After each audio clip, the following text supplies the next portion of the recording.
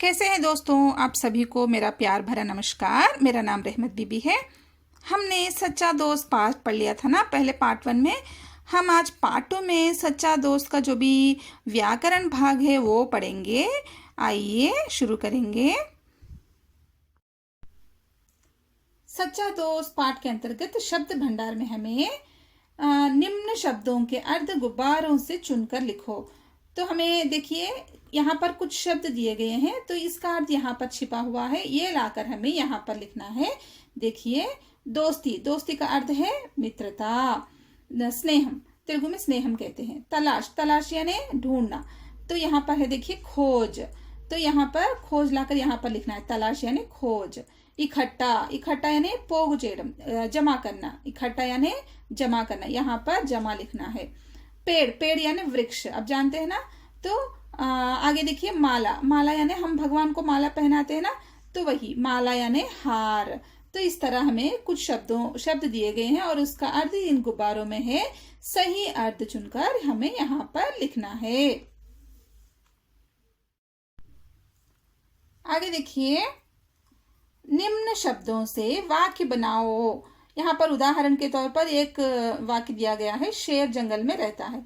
तो हमें कुछ शब्द दिए गए हैं, तो इसका हम अपने शब्दों में वाक्य बनाकर यहाँ पर लिखना है। देखिए, दोस्ती, दोस्ती यानी स्नेहम, हम यहीं पे से लेते हैं, इसी पार्ट में से लेते हैं।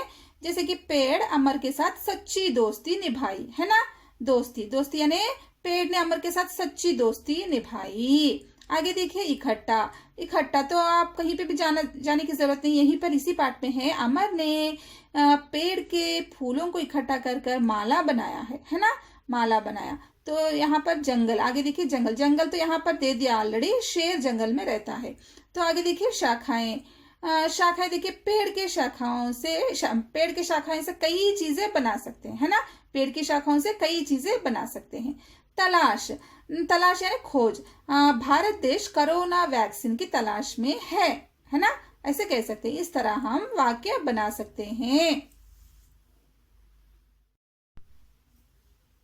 आगे देखिए, इन शब्दों को अलग करो। यहाँ पर कुछ शब्द दिए गए हैं, खिड़की, गिलास, मेज, कलम, पंखा, बल्ला, किताब, कुर्सी, थैली, दरवाजा। तो यहाँ पर इन शब्दों को लकड़ी से बनी वस्तुएं क्या है और अन्य वस्तुएं क्या है, हमें अलग करके लिखना है। देखिए, खिड़की, खिड़की यानी हमें लकड़ी से बनती है ना। तो यहाँ पर लकड़ी से बनी वस्तुएं में खिड़की को लिखना है।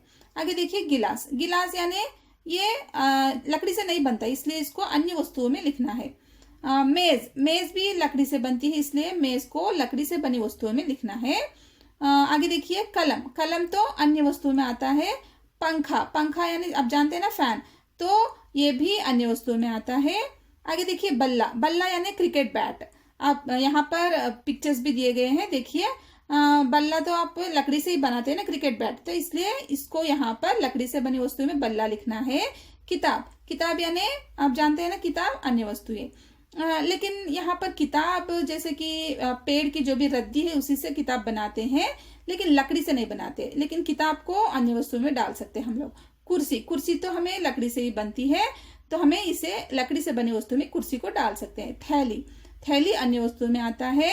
और दरवाजा, दरवाजा यानी लकड़ी से बनती है, इसलिए इसे लकड़ी से बनी वस्तु में डाल सकते हैं, है ना। तो आपको समझ में आ गया होगा शायद। आगे बढ़े। आगे देखिए, भाषा की बात, समझो पढ़ो। तो हिंदी में कुछ शब्द ऐसे हैं कि वो एक वचन बहुवचन में सेम एक ही जैसे रहते हैं, उनमें परिवर्तन नहीं होता।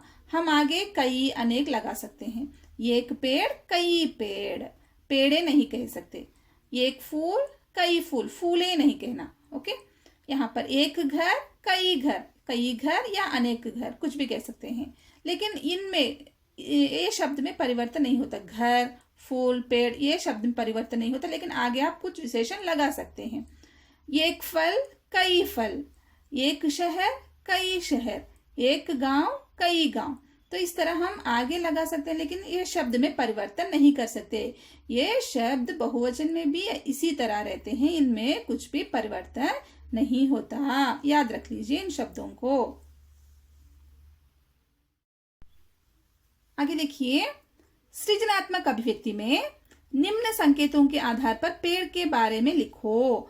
तो यहाँ पर हमें पेड़ का जो भी पिक्चर है ये दिया गया है और यहाँ पर क्लोज के रूप में यहाँ पर दिए गए हैं। यहाँ पर बीच में देखिए पेड़ दिया गया है, पेड़ और पत्ता, पेड़ और फूल, पेड़ शाखा, पेड़ तना, पेड़ फल। तो इस तरह हमें इस तरह शब्दों को प्रयोग करके वाक्य बनाना है।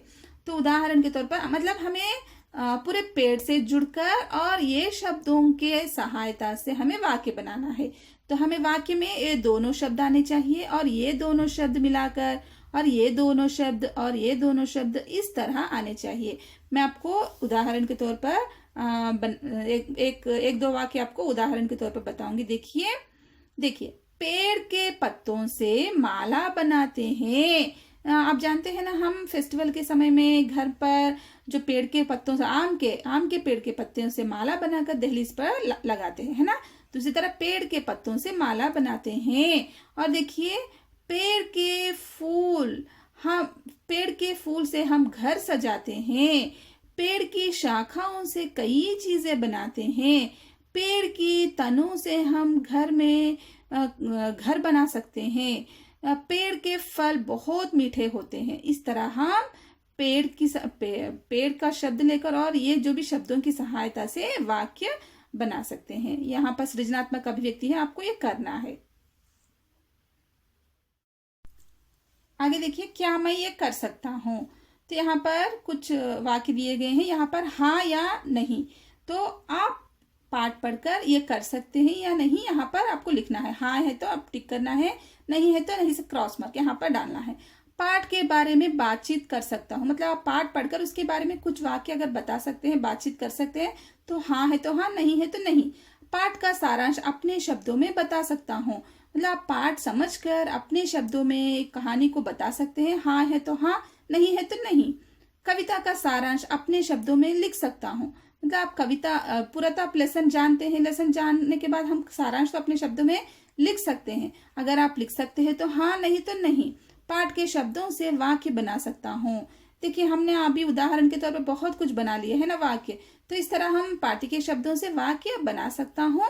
हाँ है तो हाँ, नहीं है तो नहीं। इस तरह हमें ये जो भी कार्य है इसको करना है।